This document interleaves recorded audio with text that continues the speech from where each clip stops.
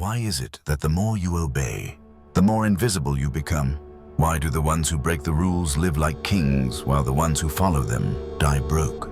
Tired and forgotten, every morning, millions rise before the sun. Nurses, builders, truck drivers, clerks, dragging their weary bodies through the ritual of sacrifice, still believing that loyalty will be noticed, that effort will be repaid, that someday someone will reward them for doing the right thing.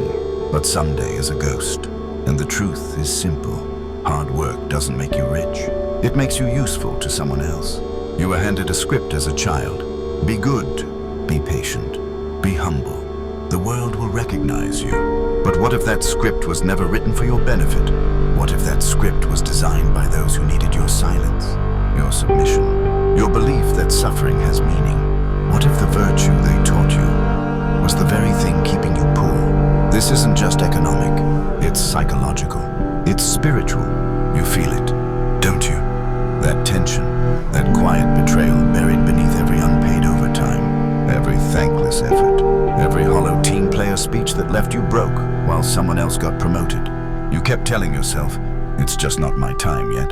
But time keeps passing, and nothing changes, except the weight in your chest. And this is where it begins to hurt. The realization that the people who taught you how the world works, parents, teachers, pastors, politicians, never told you what power really is. Not because they were evil, because they didn't know either. They believed the same fairy tale you did, the lie of moral labor. This lie is old, older than industry, older than nations. But few have ever dared to name it for what it is.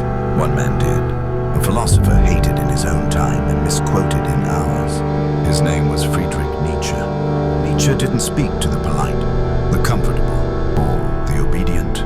He spoke to the disillusioned, the ones who saw through the charade, the ones who felt the system didn't just ignore them, it used them. He called out the machinery of false virtue and exposed the silent contract we all signed without reading, that if we suffer long enough, the gods of society will reward us. Nietzsche didn't just reject this idea, he burned it to the ground. To him, moral labor was not noble. It was anesthetic, a tool used by the powerful to sedate the powerless. What you've been calling virtue might just be submission dressed in gold. That stings, doesn't it? But before you click away, ask yourself, has obedience brought you power? Has following the rules elevated your life? Or just kept you in place while others louder, sharper, less ethical moved past you? You weren't rewarded, you were managed. Because here's what Nietzsche understood. The morality of the masses is not a code of honor. It's a system of control. You were never meant to be free. You were meant to be functional, efficient, predictable. That's why hard work is celebrated, but rarely enriched.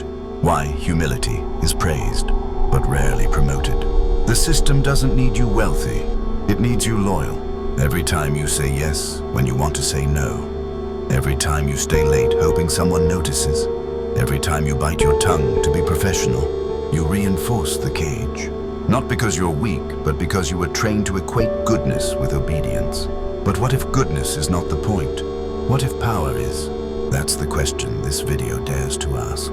Not to corrupt you, but to awaken you. Because those who understand the lie can finally stop playing the game, not by becoming cruel, but by becoming clear. And if something in your chest is already tightening, if something in your stomach is already turning, that's not fear, that's recognition. Something in you already knows. You're not crazy. You've just been too loyal to a story that was never written for you. If you're ready to see that story for what it is, and more importantly, to write your own, keep watching. Nietzsche left behind a blueprint, not a doctrine, a challenge. And buried in that challenge is the key to breaking free. Subscribe now if you're tired of waiting for someday, and you're ready to confront the lie that's been quietly writing your destiny. Because what comes next isn't polite. It's not motivational. It's the root of your quiet suffering. And once you see it, you won't be able to go back. What if your belief in fairness was the very thing being used to keep you poor? Nietzsche once said, the most perfidious way of harming a cause consists of defending it deliberately with faulty arguments. What if morality itself, what you've been taught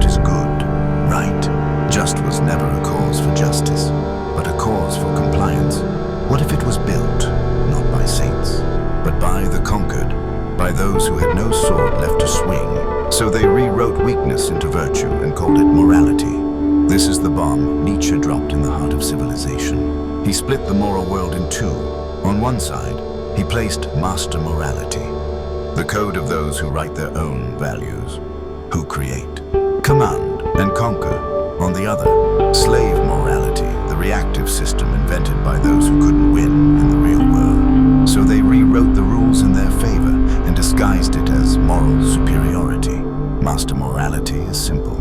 It begins with power, with life, with the affirmation of strength. It says, good is what enhances my capacity to act, to create, to build a future on my terms.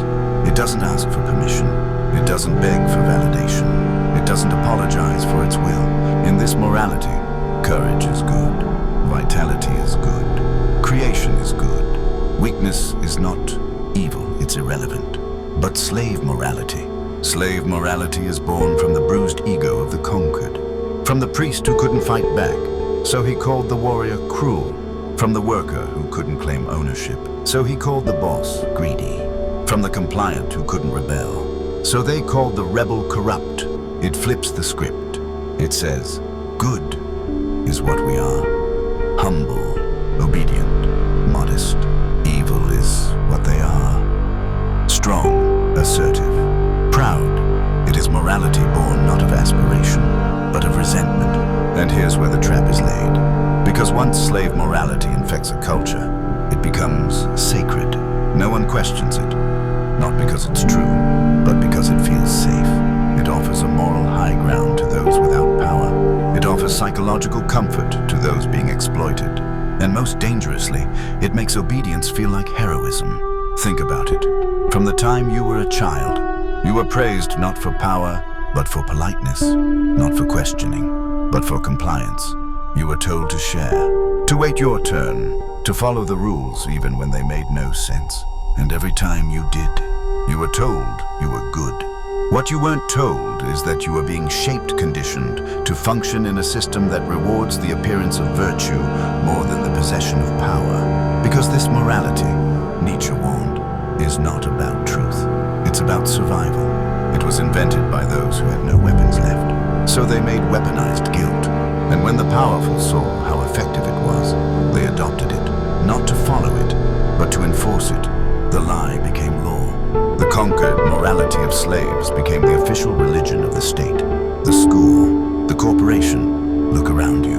Who gets praised? The employee who never complains. The citizen who never resists. The follower who never asks why. The nurse who never says no to another shift. The factory worker who never demands more. These are the saints of the modern world. Those who sacrifice endlessly and are rewarded with survival. Meanwhile, those who play the game differently, those who manipulate, position, negotiate, controller, called selfish. Until they win, then they're called leaders, visionaries, masters of their craft. You were taught to despise power, to mistrust wealth, to fear ambition, because those who already held the power needed you to never chase it yourself. They gave you moral language to chain you, and every time you said, "At least I'm doing the right thing," they smiled. Because doing the right thing, as defined by the system, usually means doing what benefits it, not you. Nietzsche wasn't condemning morality. He was dissecting it, ripping it open to reveal its guts. He wasn't saying be cruel. He was saying, know who wrote the rules you're following and why. Because the morality you inherited wasn't carved into the stone of the universe. It was written by men, often frightened men, trying to cope with their own impotence. And now it's enforced by those who understand its power to pacify. So ask yourself, when you feel guilty for wanting more, when you feel ashamed for saying no, when you feel sinful for standing up, who put those feelings there? Were they born from truth? Or were they installed to keep you manageable? The system doesn't reward goodness. It rewards ownership, control, visibility, force of will. You don't need to abandon ethics, but you do need to stop mistaking obedience for virtue. Because the system you serve doesn't believe in your morality. It just finds it convenient. And that's the dark truth buried beneath every performance review, every employee of the month award, every praise for being a team player. You were never being rewarded. You were being reinforced. You were never taught to win. You were taught to obey. The most dangerous chains are the ones that feel like purpose. And the most effective prison is not built with walls, but with hope. This is the architecture of the just world fallacy. The belief that life is fair, that good things happen to good people, that justice always finds its way home if you just wait long enough. It's the lie you were fed with bedtime stories, with classroom posters, with every sermon that said, what you give will come back. But here's the truth. It doesn't. Not in this world. Not in this system. This belief doesn't just mislead. It mutilates. It trains people to endure the intolerable. Not because they're strong, but because they think virtue is a waiting room. They equate pain with progress. They suffer, not to change anything, but to earn invisible points they hope will be redeemed someday by someone, but no one's coming. This fallacy starts early. Before you could reason, you were told to be patient, to be kind, to be nice. Because being good would bring rewards. Santa would come, the teacher would notice, God was watching, and that seed took root. You believed that morality was transactional, that if you gave your best, the universe would balance the scales. But the world doesn't work like a fairy tale. It works like a marketplace. And if you're not playing with leverage, you're being played for labor. Praise becomes your heroine, the gold star, the kind word, the promotion that doesn't change your life, but quiets your rage for a moment. You learn to trade your power for approval. And soon, you don't know the difference between doing what's right and doing what gets you clapped for. You're not acting, you're performing. This is how systems keep people docile. They teach you to wait, not by chaining your body, but by seducing your soul, by making you believe that waiting is noble, that patience is power, that silence is strength. But it's not when it costs you your agency, not when it steals your urgency, not when it keeps you grinding toward a finish line that keeps moving the closer you get. Nietzsche understood this rot. He saw it not as weakness, but as a perverse mutation of virtue, a survival instinct warped into spiritual sedation. When morality becomes a drug, suffering becomes a ritual, and millions are addicted. They endure brutal jobs, toxic relationships, dead systems. Not because they love pain, but because they've been trained to believe that the pain means something, that it's leading somewhere, that one day their suffering will be seen, validated, rewarded. But pain doesn't mean progress, not if it leads nowhere. Endurance is not a strategy. It's a store, and the more you praise people for their suffering, the deeper they sink into it. You see it every day. The worker who never takes a break, bragging about their sacrifice while their life burns around them. The mother who gives everything and forgets herself, hoping someone will finally say, "You're enough."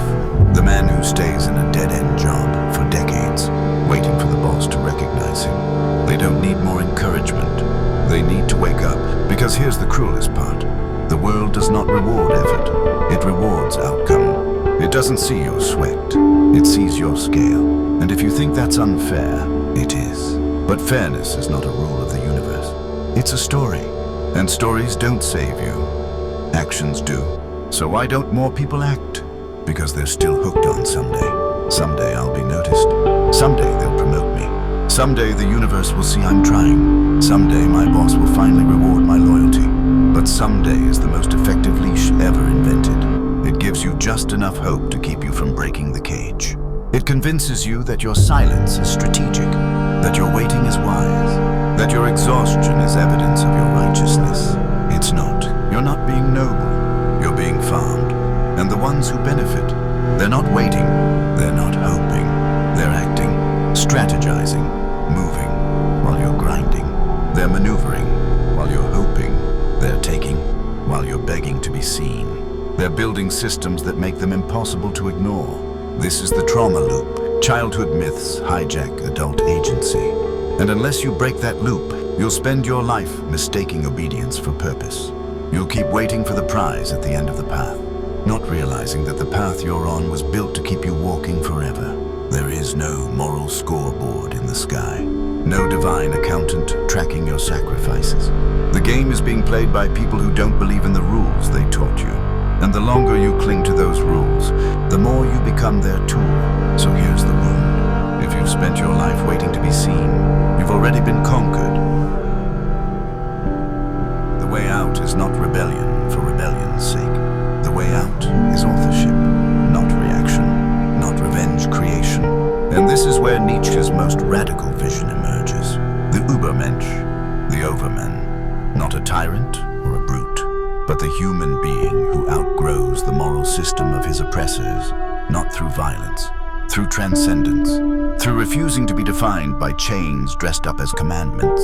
The Übermensch doesn't beg for recognition. He doesn't seek permission. He doesn't waste energy asking if his dreams are realistic. He rewrites the meaning of real. He doesn't destroy old values just to watch them burn. He dissolves them because they no longer serve life. And in their place, he creates new values, his own crafted from consciousness, not compliance. This is not some abstract ideal. You've seen glimpses of it. In the woman who walked away from the boardroom to build her own empire. In the man who was called difficult until he made his own rules. In the creator who was mocked for being unorthodox until their vision shaped culture. What made them powerful wasn't luck or defiance. It was sovereignty. They no longer needed the system to approve of them, because they stopped needing approval at all. That's the threshold. The line you must cross. The realization that power isn't evil. It's neutral. It's not the opposite of morality. It's the instrument through which morality either becomes real or rots. Because goodness without power is theater. It performs, it pleads, but it does not protect. And until you reclaim your power, your virtue is a costume, a script written by someone else, one that will never let you speak in your own voice. Strategic morality is not about abandoning ethics. It's about refusing to let your ethics be used against you. It's about learning when to say no without guilt, when to walk away without explanation, when to help with clarity instead of compulsion, when to stop bleeding for people who only love you when you're useful. You don't owe anyone your exhaustion. You owe yourself your integrity. But integrity means nothing if it only leads to suffering. If your goodness is killing you, it's not virtue, it's self-erasure. And the world does not need more martyrs. It needs more architects. People who are not waiting for the system to change, but who are willing to build outside of it. This is your quiet revolution. You don't need to burn it all down. Just stop feeding it. Stop feeding it your time, your energy, your sacred attention. Stop trading your fire for a pat on the head. Stop dimming yourself so people feel comfortable. Stop asking for a seat at the table. Tables were made by men, make your own. There's a strength that comes when you no longer need to be praised. When you can look in the mirror and say, I will not be rewarded for waiting. I will not be saved by a system that profits from my delay.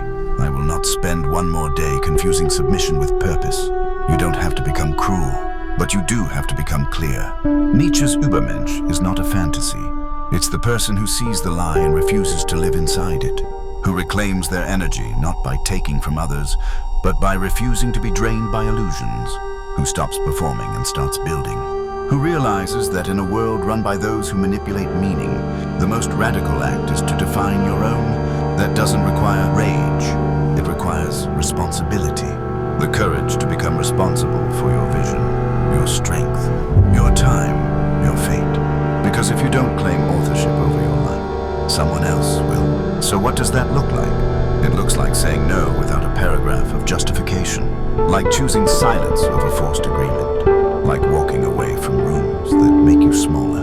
It looks like learning how systems work, not to exploit others, but to protect your own fire. It looks like building leverage, understanding boundaries, using language with precision, and acting from grounded conviction, not desperation. You don't need to shout to be powerful. You need to stop apologizing for existing. Power is not domination. It's direction. It's the refusal to be lost in someone else's script. It's not a trophy to chase. It's a tool to wield with care. When used with consciousness, power doesn't corrupt. It liberates. So if you've spent years asking why your effort wasn't enough, why your goodness didn't pay off, why the world didn't see you, Here's the answer. You were playing a game that was never designed to reward you, but now you see it. And once you see it, you can choose. You don't have to become ruthless, but you must become responsible. Because the future doesn't belong to the obedient. It belongs to the authors.